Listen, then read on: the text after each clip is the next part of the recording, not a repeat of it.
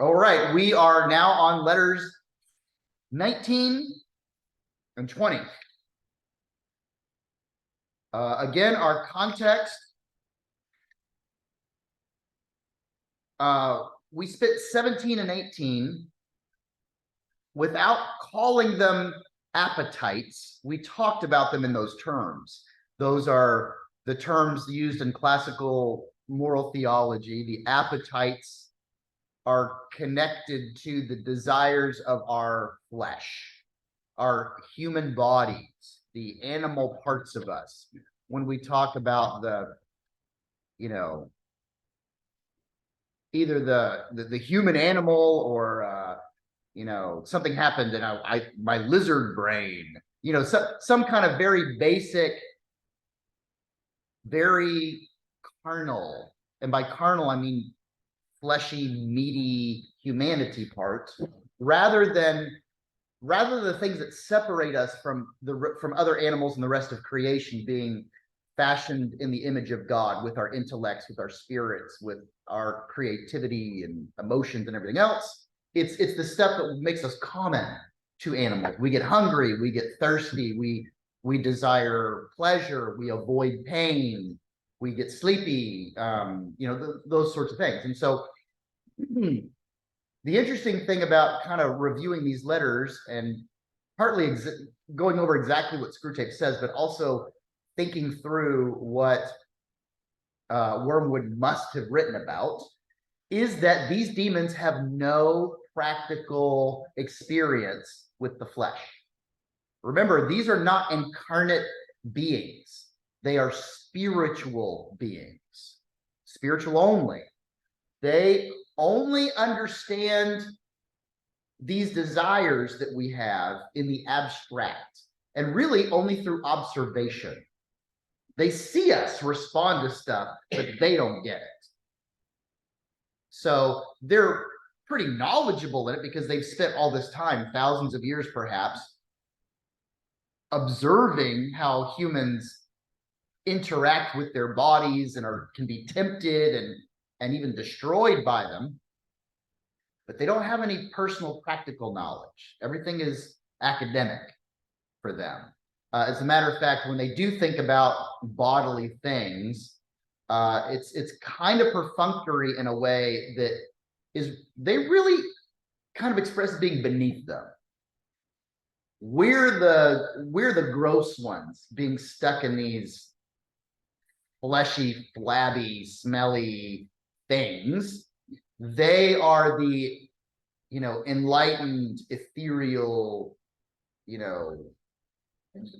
they're just above it all. They are literally above it all in a plane of existence. And so they look down on this. It's weird, it's gross, it's stupid, but I think it also amuses them that it seems so important to us. They certainly don't understand why in the world it would be important to God. Why God would care at all about these fleshy bags of meat. And then to take that on himself, the mystery of the incarnation is not just a mystery in the sense of a holy sacrament. The mystery of the incarnation to the demons is it's mind-blowingly blasphemous. Remember, these dudes are uptight. These demons have a very rigid sense of right and wrong, in the sense of not morally pure, but like the rules. But their rules are kind of the law of the jungle in a sense, and we're going to see that in just a second. So I say the law of the jungle as we begin looking at this first paragraph of letter 19. When I say that, the law of the jungle, what do you think of? Like, what does that convey to you? Lions and tigers. Okay. Wildness. All right. It was I think this is Hobbes, Thomas Hobbes, who writes Nature Red in Tooth and Claw. the law of the jungle, I think, is kind of survival of the fittest. It's kind of might makes right. And it's kind of eat or be eaten, right? The law of the jungle is like, if you aren't big enough to eat the other animal, you better run away and hide. It's very competitive. Not in the, I want to do my best competitive, but in the, yeah, like for the lion to live, the gazelle must die. And for the gazelle to live, the lion will die, or its cubs will die, or whatever. I mean, there's the same zero-sum game that Screwtape talked about before, about the impossibility of the concept of love. Love is impossible to them because they have this very much, a thing is a thing. And that's all that it is. Only I occupy the space that I'm in. And for me to occupy something else is to take that space and to shove something out of the way or to consume it. So we got a little law of the jungle here going on because Wormwood seems a little worried. This first paragraph, what's not Wormwood, Screwtape seems worried. What's Screwtape worried about?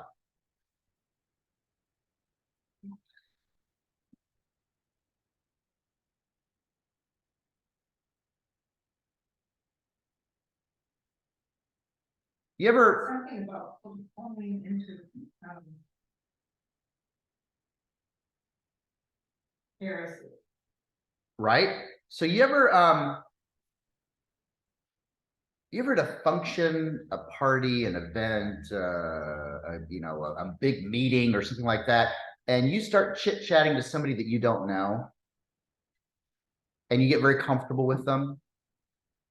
You ever realize after the fact that maybe you said a little more than you should have said because you don't know who this person really is? And maybe you made a critical comment about your boss or something, and that turns out that's the boss's wife you were talking to, or the boss's brother, or open mouth, insert foot kind of moment. So it has now dawned on Screwtape, or he's starting to hear rumbles of it, that he said a couple of things, he's written a couple of things to Wormwood that would not look good on him if one of his higher ups found out about it. And so suddenly there's a little fear I think we're picking up. And he's trying to play it off like, oh, for your own sake, and just let's just keep this between us. And obviously anything that I said about Slubgob, I mean, that was just we're buddies and we goof on each other, because all of a sudden he's realizing he said some things in some earlier letters that if somebody higher on the food chain heard about, he may be the one in trouble. So when he says, like, let's keep this under lock and key, he is both trying to play it off because he doesn't want to panic, because if he panics, here's the law of the jungle again. Screwtape may be the uncle and Wormwood may be the inexperienced nephew. But if Wormwood senses weakness in Screwtape, don't you think he's going to exploit that? Mm-hmm. This is the law of the jungle that hell seems to operate under. And I'm not sure if it's this letter or the next letter, but there's this fantastic little throwaway vocabulary about the higher ups in hell might hear about, but it's actually instead of the higher up, the lower downs. He calls it the lowerarchy instead of the hierarchy. I thought that was fun because everything is inverted in hell. Instead of going up the ladder, you're going down the ladder, deeper down the hole, deeper in hell. So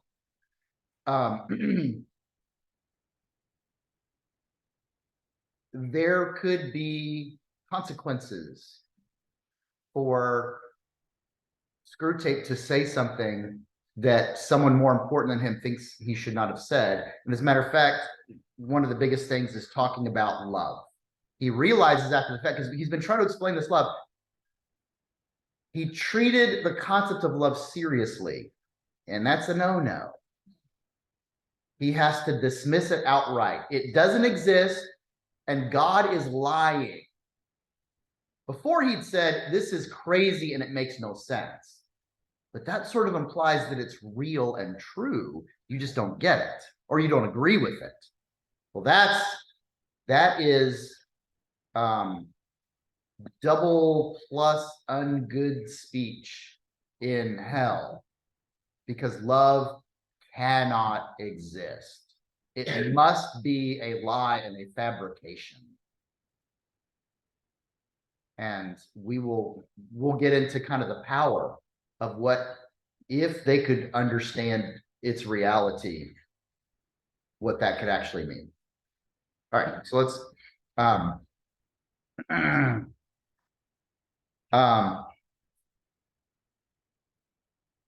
he is now kind of doubling down on the sense of there's no such thing as love. Everything that God, their enemy, talks about is these are just manipulative lies. It's the outward trappings. The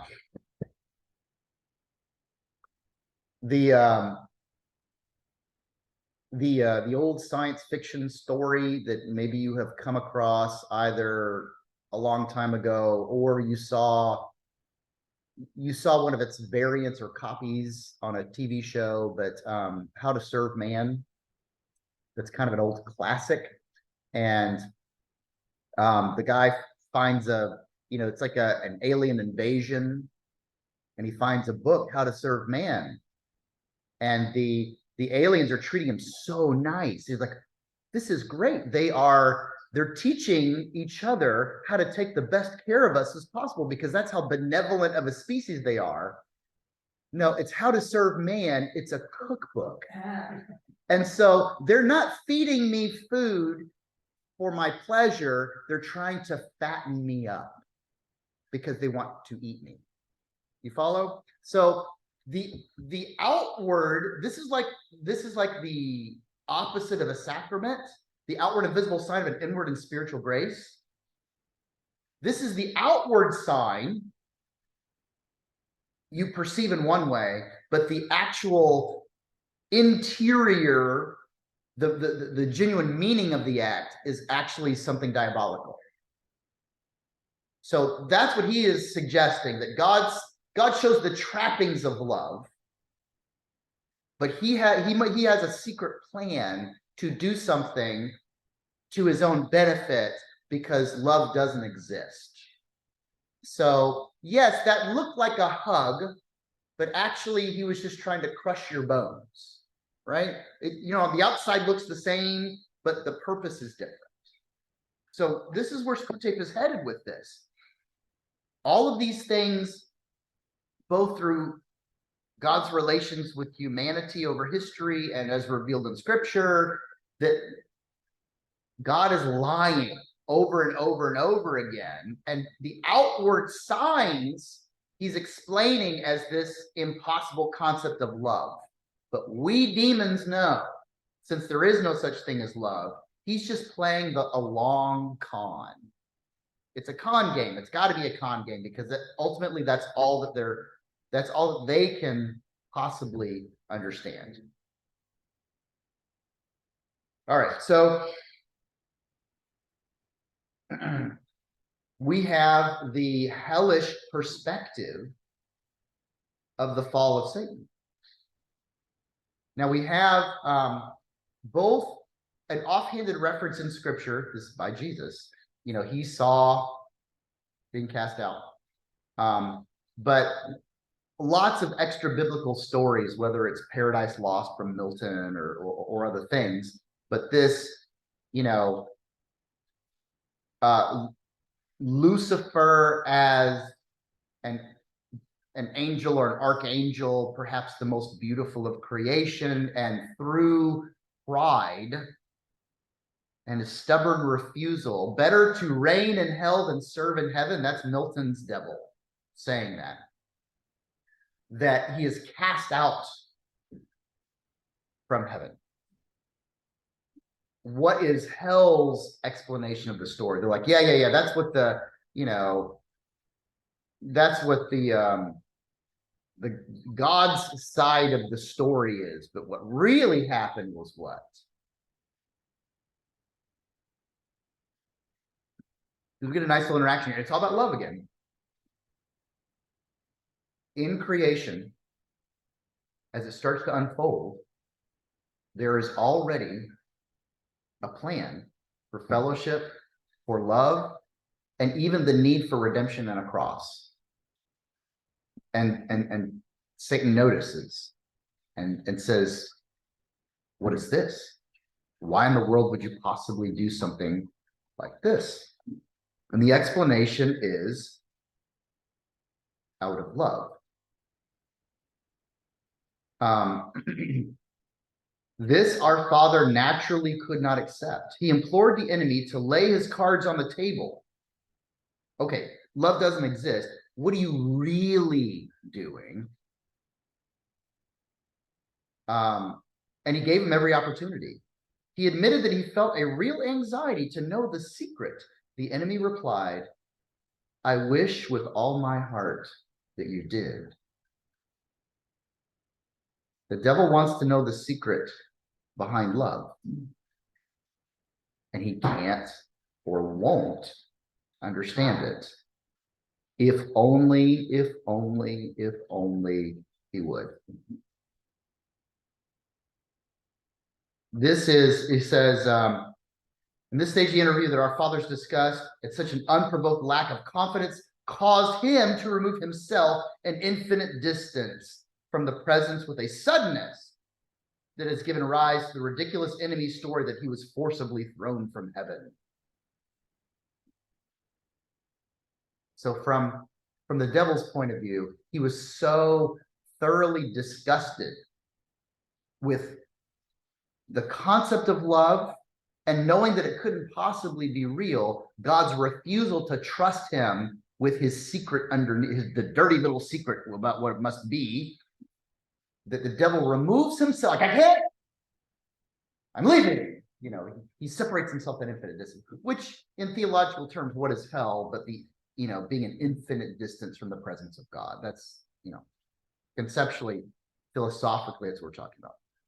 Members of his own faction have frequently admitted that if we ever came to understand what he meant by love, the war would be over and we should re-enter heaven. And there lies the great task. We know that he cannot really love. Nobody can. It doesn't make sense. And one of Lewis's most powerful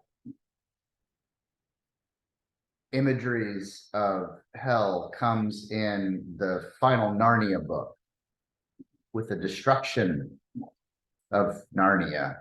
And there's a series of dwarves who decided ultimately in the battle of good versus evil, they didn't care. They were for themselves and they fought both sides.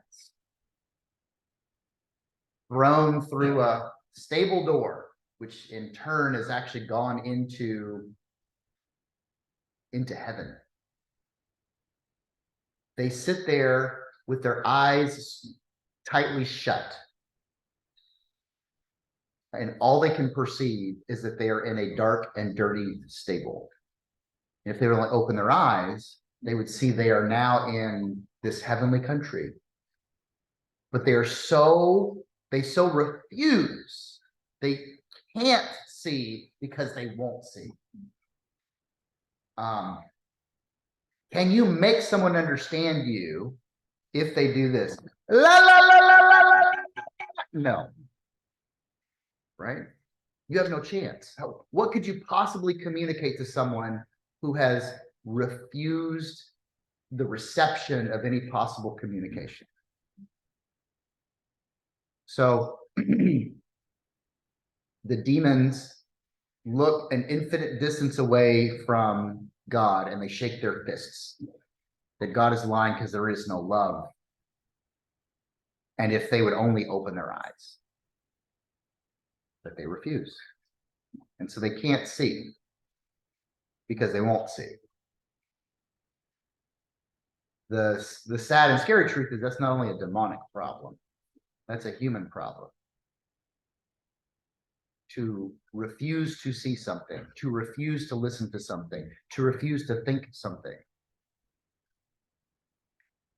forced ignorance is still ignorance. And the blindness that we choose is sometimes the darkest one of all. And we actually need to be kind of careful about that. What a scriptural rendering might refer to as the hardening of your heart. You can bear a grudge against someone for so long. It's like your heart literally hardens.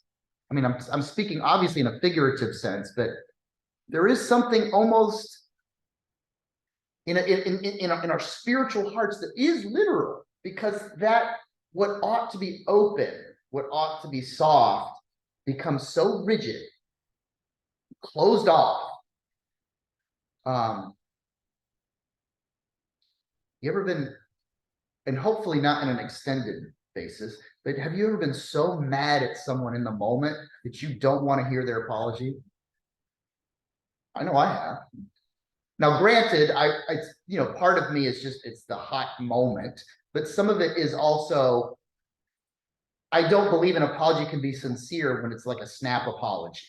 Like, you just see that you really, really screwed up and you just want things to be okay. Well, they're not okay, but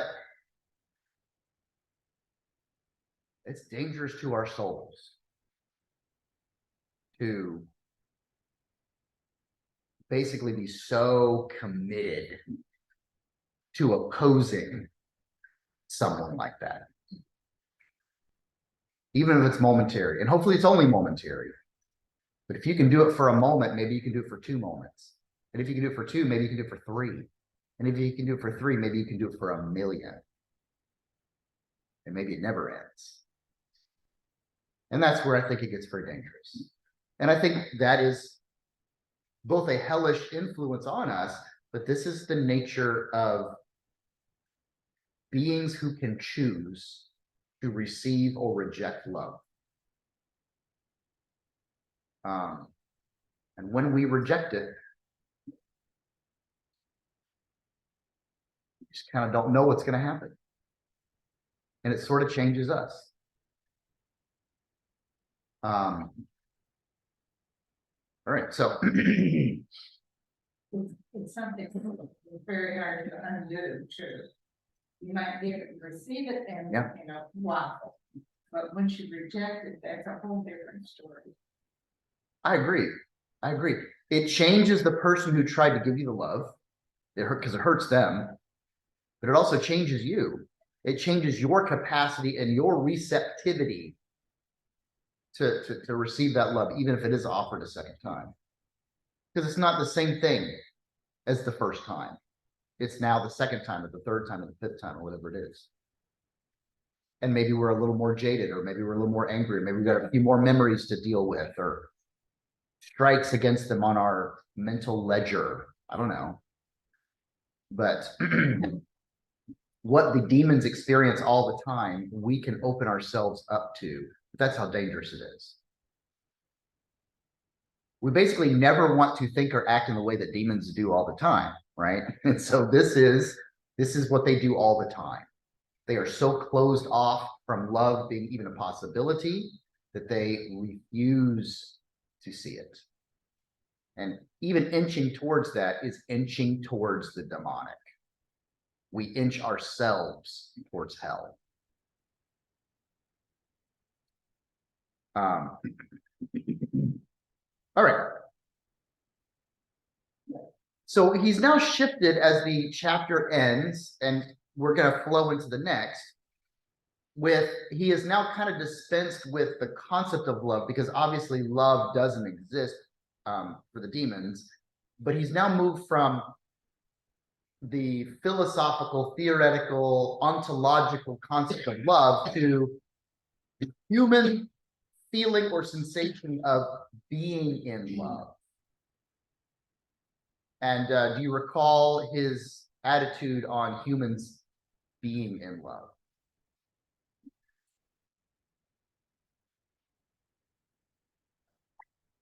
He is mostly indifferent. And I think partly in a mocking way, because if love doesn't exist, then they're all fooling themselves. But he basically says it can be useful. It can be useful. You can use that sensation to twist and turn their insides. So if it happens, use it. He says,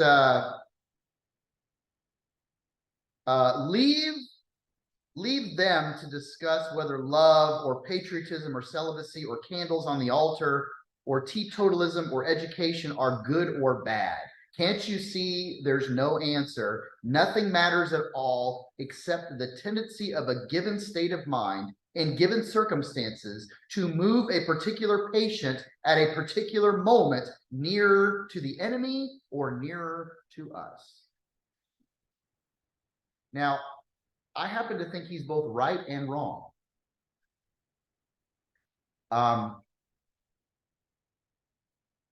Hell is very starkly utilitarian. Whatever works, works. Good, bad, I'm the guy with the gun. If it works, we'll use it. And he's just saying any kind of emotions that get a human thinking in certain terms, you can exploit.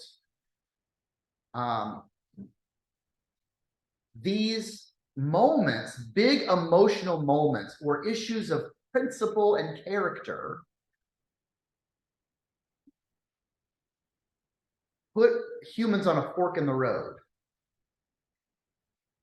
Go closer to God or go closer to the devil. It's sort of like every virtue can be pushed to an extreme until it becomes a vice. So patriotism, I would argue, is a moral good to love the place in which you live, are born, and the context in which God has placed you. That we have a sense of solidarity with those who are closest to us and being a part of something else and sacrificing for the common good and blah, blah, blah. But then you can take patriotism too far and it becomes something ugly. It becomes something exclusionary. It becomes something to justify all sorts of terrible things.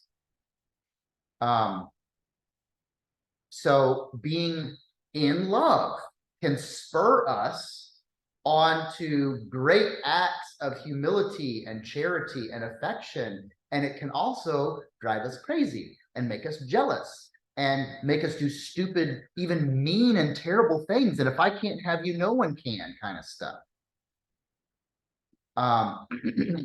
So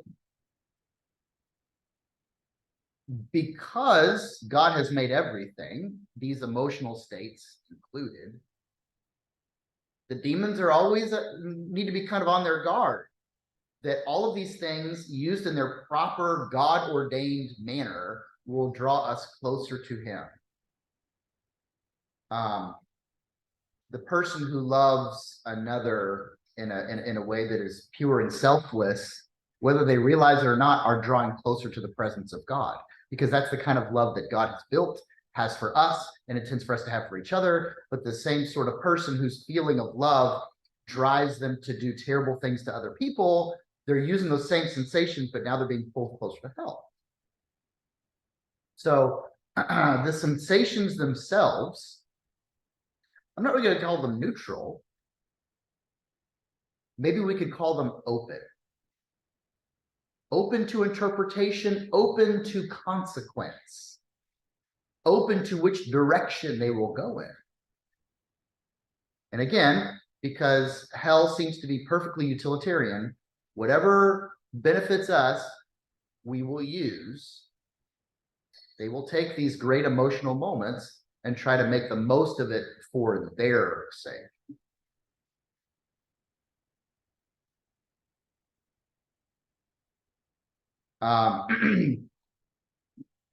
You know, we can think that just by saying love, we are saying something positive and good.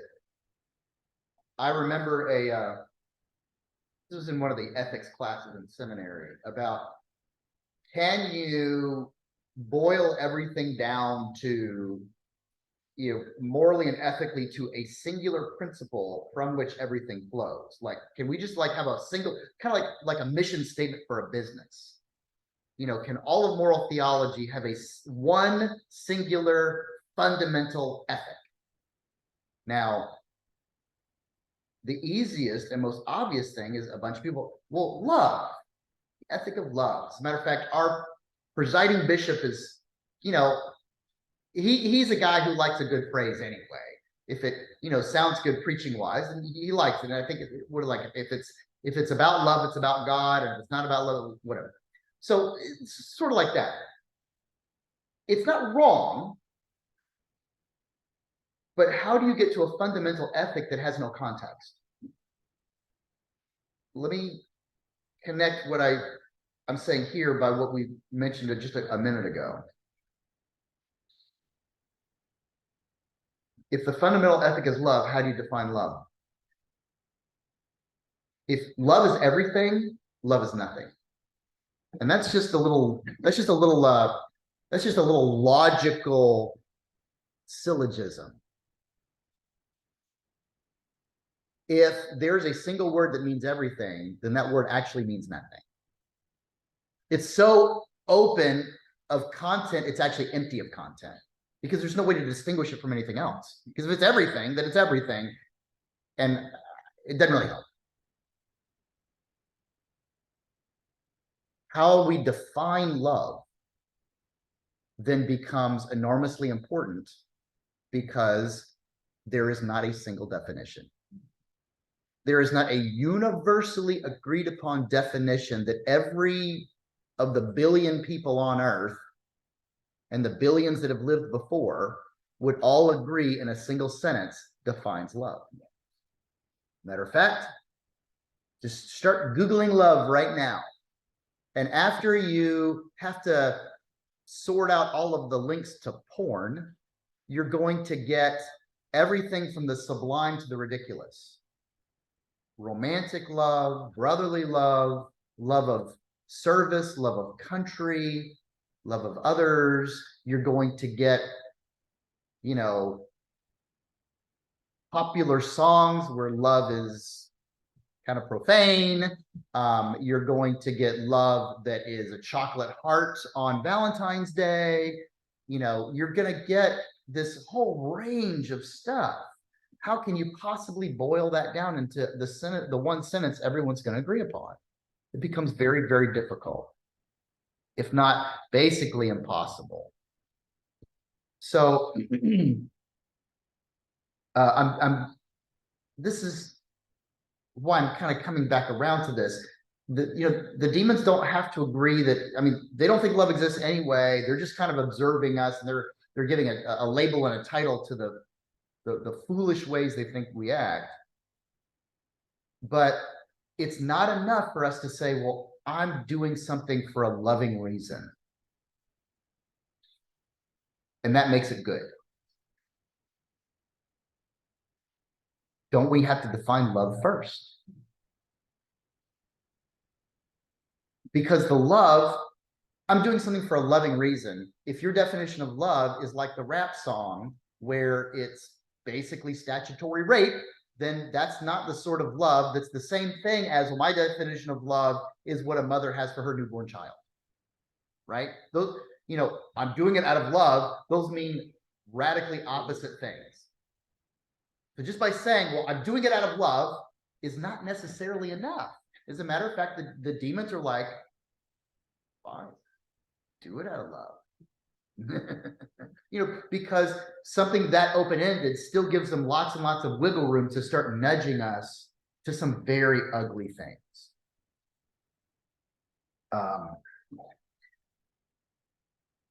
If someone is of a romantic temperament, then get them to really focus and dwell on that, so that life is a dramatic tragedy and love is my heart.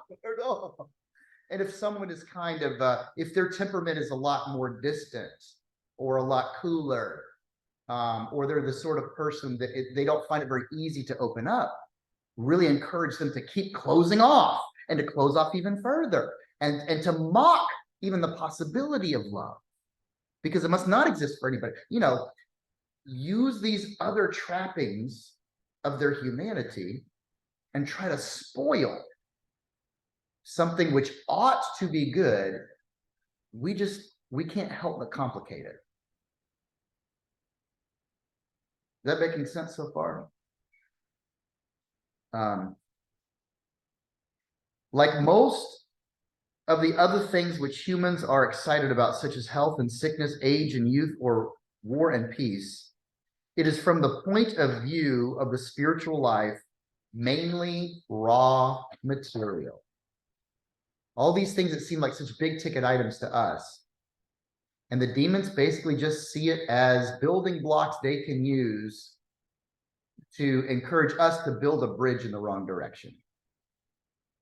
Now, the same building blocks can be used to build a bridge in the right direction, but they have enough experience and enough skill to know that given the right circumstances and the right nudges, we will build the bridge in the wrong way.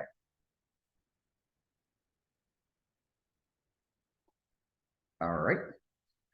So in 20, we sort of flow right from that concept of the sense of being in love. I note with great displeasure that the enemy has for the time being put a forcible end to your direct attacks on the patient's chastity. You ought to have known that he always does this in the end, and you ought to have stopped before you reached that stage. To tempt this patient, this still young but growing Christian, to tempt his chastity, meaning to get him to fornicate, to commit adultery, to pursue the opposite sex further and faster than he ought to, do things that he knows that he shouldn't. There comes a moment in a time, if the demon keeps pressing, that the man's own growing sense of discipleship will say, look, I know I can't do that. I cannot speak for the, developing emotional and sexual maturity of women. I can say that for guys, it's very intense being a teenage boy. Less intense being a young man, but more intense being a young man than an older man. And the temptations can hit hard and fast.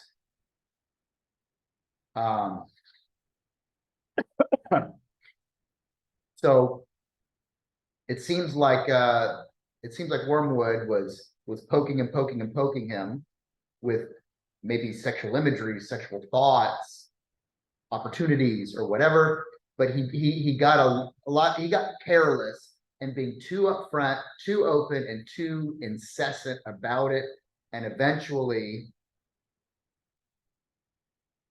God gives even the young Christian the ability to see what's happening and then make a choice. Yes or no. I will either indulge these things or this is something that I need to deal with. So that's kind of where we are with this. So what is this guy gonna do? He's having feelings, he's having thoughts, he's having urges, he's having appetites. But he's convinced that there is a proper way that these appetites are fulfilled. When we are hungry, for instance, we should put nutritious food in our bodies and not empty calories of junk food. We should definitely not put broken glass in our bodies when we're hungry. Like there's a whole range of bad that we can do. Like, well, I mean, my stomach felt empty, and so I ate, a handful of nails. No, no. That's not what the hunger was for. The hunger was for food. Oh, for food. well, I just opened up a 5-pound bag of sugar and I chugged it. No. Yes, that is food in a technical sense, but that's not really what you were built to do. And that's not what your hunger was pointing to, just eating pounds and pounds of sugar. It was meant for the various food groups and nutrients and the vitamins that you need to thrive and all this kind of good stuff. So the sexual appetite is similar. We can try to fill it with things that are wholly and completely inappropriate to our detriment.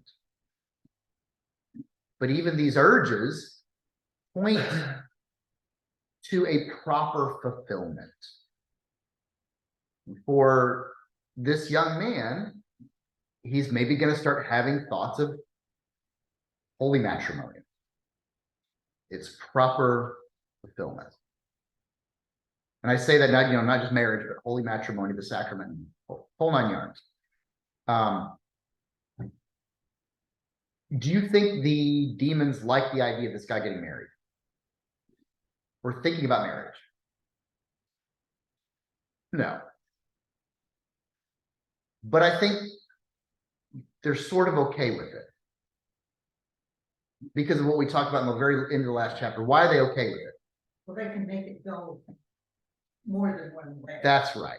It's not a good idea. Marriage is not a good idea for demons because that exposes us to concepts of love and mutuality and sacrifice and stuff like that. That's dangerous, but remember, anything can be twisted and anything can be spoiled and anything can be used to nudge us in the wrong way, even if it's supposed to take us in the right way.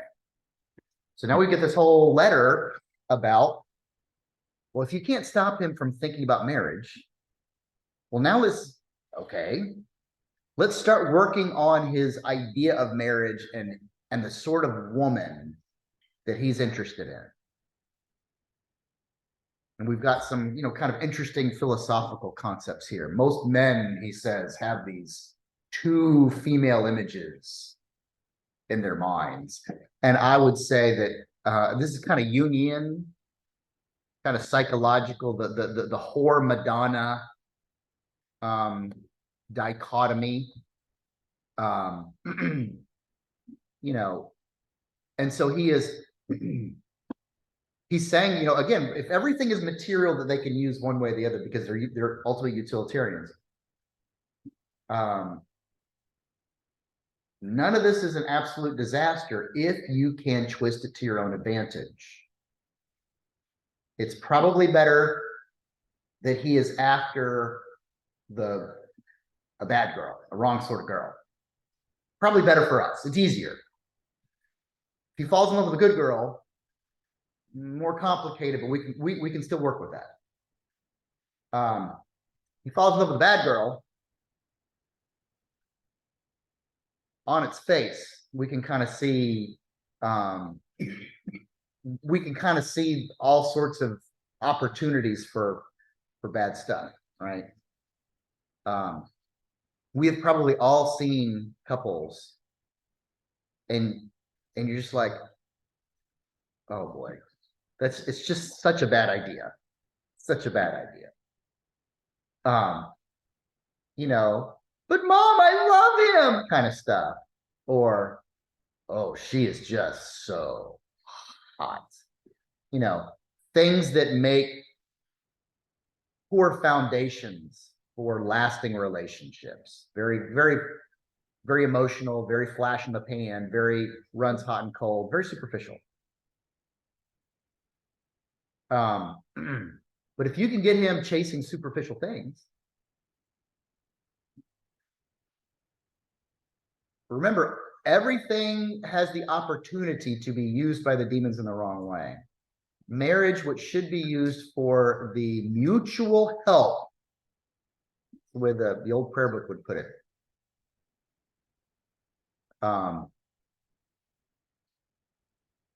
We have probably all unfortunately seen couples who make one another miserable.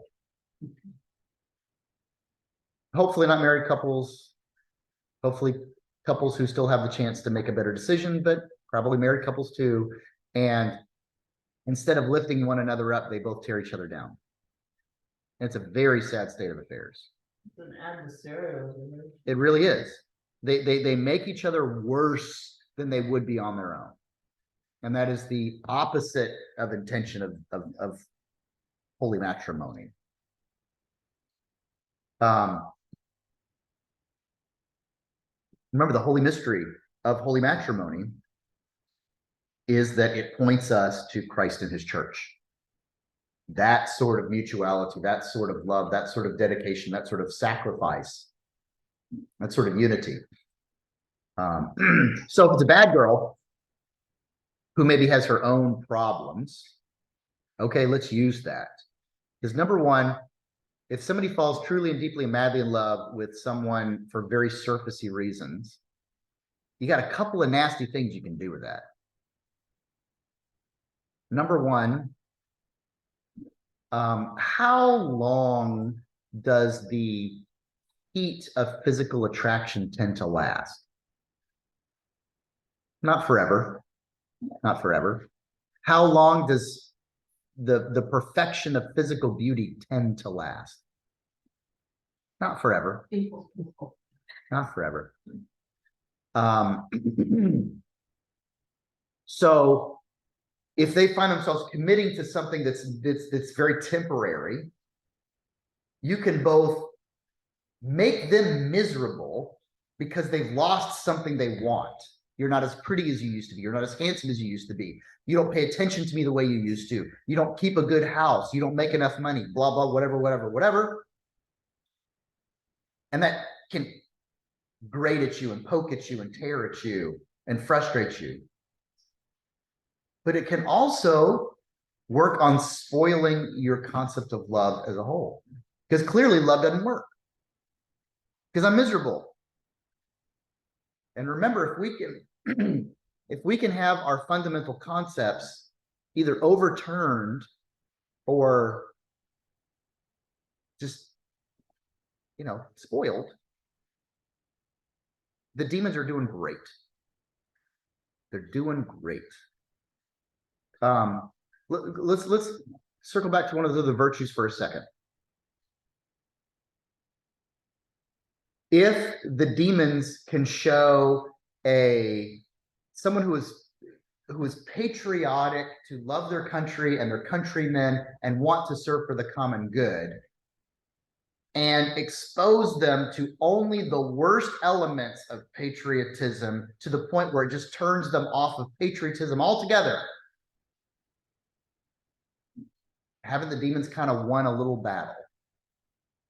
Wasn't that guy in better shape when his patriotism was genuine, was loving? It helped him aspire to something greater than himself. Well, now, because it's been spoiled by people who use patriotism for ugly reasons, maybe he tosses it out of his life. Well, if that's what patriotism means, I'm not going to be a patriot anymore. Patriotism is wrong. It's bad. I don't want anything to do with it. Do you think that guy's in better shape now, having rejected patriotism altogether, than he was when he was a patriot who simply loved his countrymen? So again, the excess and the bad use of a thing has actually spoiled for somebody its potential good use. Same thing with love, same thing with all these other virtues that the demons don't like us for us to have, but they do realize I can exploit.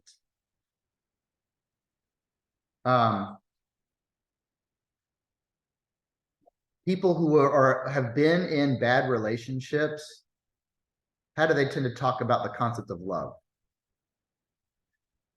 In a very aspirational sense, or in a sense that seems very jaded? Very negative. Yeah. So, if we can get him attracted and really following and pursuing the wrong sort of girl, the one who's all the reasons are very temporary and they won't last, there's all sorts of ways we can spoil the concept of love, and we could also make him miserable. They love it. Right sort of girl. Is there a way for them to negatively impact an attraction or a desire for a girl who would legitimately be a good marriage partner.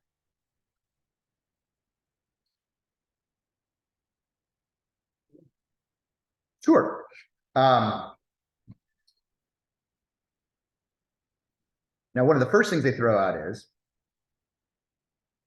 find someone who would be eminently suitable for him who's married to somebody else. Oh, that would be a lot of fun. A lot of fun. There's all sorts of potential for misery. There's all sorts of potential for ruining his concept of love. There's all sorts of potential for get him to pursue her to the point of them having an extramarital affair. Maybe you can take down all sorts of people with one action. There are tons of ways to use this still to your advantage. So much of this is getting him to look and think in the moment, in the now. Whether it is a physical appearance that he finds attractive and alluring, chase it. Or an ephemeral feeling and emotion about someone else, chase it. Because these are the things that are least like godly love. Here's a nice phrase to connect. It's not a direct connection, but I think the connection is genuine and significant. The prophet Samuel is sent to Jesse's house to anoint the next king of Israel. And he says, okay, send me your sons. It's going to be one of them. And here comes Abinadab, the oldest son, tall, handsome, perfect. He's not the one. And the other guy, not the one. And they have to go all the way down the line through all 7. And it's nobody. It just doesn't make any sense. Like, why would God send me here on a wild goose chase? I mean, clearly, this guy's like, he's a king sent out of central casting. He looks the part perfectly. And you're telling me it's not him? But there's nobody else. And Jesse's like, there's David, but he's out in the field. We don't even let him come inside sometimes. Comes in, boom, he's the one. And what's the phrase that's used in this actual story? For God does not look on the outward appearance. God looks on the heart. So something about the nature and character of David was what the connection was to his eventual use by God as the chosen anointed king, not the way that he looked from the outside. Those things were temporary. Now, he was still a handsome boy and described as being very healthy and ruddy of appearance and whatever. But all the stuff that Samuel was initially looking for were the sort of things that don't last. You're probably not going to get any less tall, I suppose, but guys get less handsome, guys get less strong, guys get less healthy the older they get. All the stuff that he was looking at that must be him, that God wants to be a king, were all the temporary things that really don't have that much to do with the qualities that would allow somebody to rule rightly and effectively over the course of a lifetime. I'm the right ruler because of my sharp jawline. Okay, what does that have to do with good policy of economics? Nothing. Plus, when you start gaining weight and have that double chin turn into a triple chin, we're not even going to be able to see your jawline. But again, these are the sorts of things the demons know. We almost can't help ourselves. Our physical eyes look on physical bodies, and our physical brains have physical reactions. And the demons are like, use it, use it, use it. Make them look on the outside, not on the inside like God looks, on the outside, and most especially on the stuff that is totally temporary. And if it really jazzes him up, but it can't last, all the better. All the better. As much as the demons do not want us to find love to find another person that we might be able to share a life with, that sort of mutuality, sacrifice, and humility that a successful marriage of any length, we know the hard work, the sacrifice, but the value of it, you know, you become a better person through a good marriage. They know this is a risk. So what can we do to either spoil it before it starts or to start bending it as it happens further and further away from its intended purpose to something that will make the other person miserable and more like us?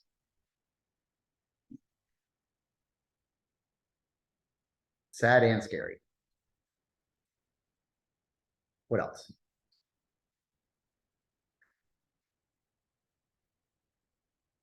Okay, so we good with 19 and 20? Yep. All right, we will do a couple more next time then. Thank you, Bob.